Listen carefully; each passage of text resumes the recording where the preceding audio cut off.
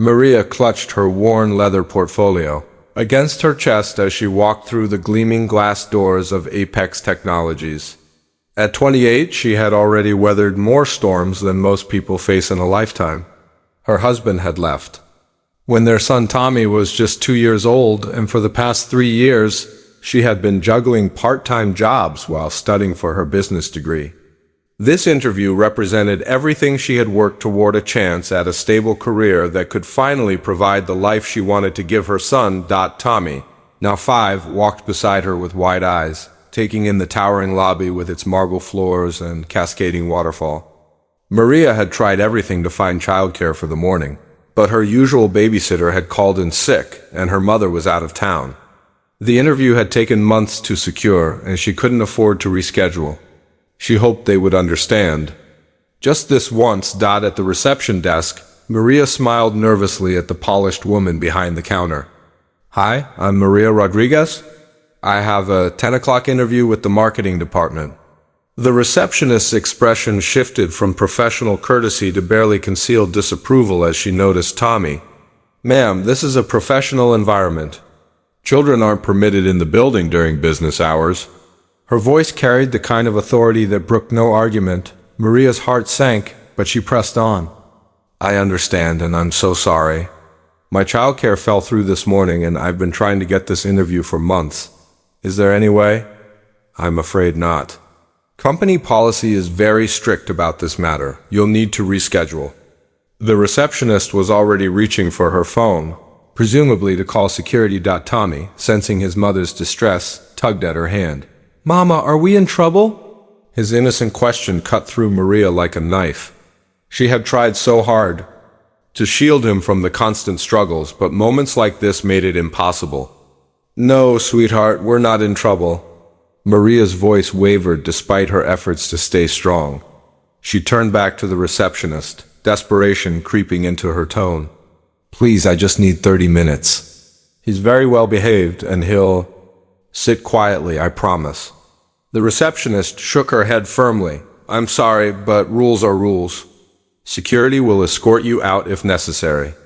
As if summoned by the tension in the air, a security guard began walking toward them. Maria felt her cheeks burn with embarrassment and disappointment.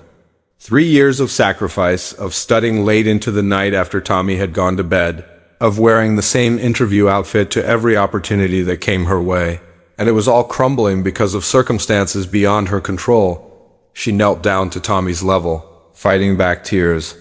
"We need to go, baby. Mama's interview got canceled." But before they could turn to leave, a warm voice interrupted the scene. "Excuse me, is there a problem here?" Maria looked up to see a man in his 50s, wearing a simple navy suit. His hair was graying at the temples, and his eyes held a kindness that seemed out of place in the sterile corporate environment. Unlike everyone else in the building, he didn't look at Tommy with annoyance or judgment. The receptionist straightened immediately. "Mr. Harrison, I was just explaining our child policy to this woman. She brought her son to a job interview." Something flickered across the man's face, not anger, but something deeper. "I see. And what position are you interviewing for?" he asked Maria gently. "Marketing coordinator," Maria replied, still kneeling beside Tommy. "But it's okay. I understand the policy. We'll just go." Mr. Harrison was quiet for a moment, studying the scene before him. "You know, some of the most dedicated employees I've ever known have been parents who understand the value of hard work and sacrifice. Tell me, what makes you think you'd be good at marketing?" Maria was taken aback by the question. Despite everything, she found herself standing up and answering honestly. "I believe in connecting with people's real experiences. I know what it's like to stretch every dollar, to make tough choices, to hope for better opportunities. I think that perspective could help us reach customers in authentic ways." Tommy, meanwhile, had wandered over to look at the waterfall. He stood there quietly, mesmerized by the way the water caught the light. Mr. Harrison noticed this too. "Your son has good focus," he observed. "That's a valuable trait." "He does." "Tommy's been my motivation through everything: my degree, looking for work, building a better future for both of us. Maria's voice grew stronger as she spoke about her son. Mr. Harrison nodded slowly. "Walk with me," he said, surprising everyone in the lobby, including the flustered receptionist. "Both of you." As they walked toward the elevators, Tommy naturally fell into step beside them, still quiet but alert. Mr. Harrison asked Maria about her education, her previous work experience, and her ideas for marketing campaigns. Her answers were thoughtful and creative, showing both intelligence and the kind of practical wisdom that only comes from real-world challenges. They rode the elevator to the top floor, where the view of the city spread out like a promise. Tommy pressed his nose against the window while Maria answered more questions, her confidence growing with each response. Finally, Mr. Harrison turned to face her fully. "Maria, I want to offer you the marketing coordinator position. The salary is $60,000 to start, with full benefits including childcare assistance." Maria's knees nearly buckled. "I'm sorry, what? But I haven't even had my official interview yet," Mr. Harrison smiled. "You just did, and you passed with flying colors. You showed resourcefulness by bringing your son when you had no other choice. You showed grace under pressure when you were being turned away.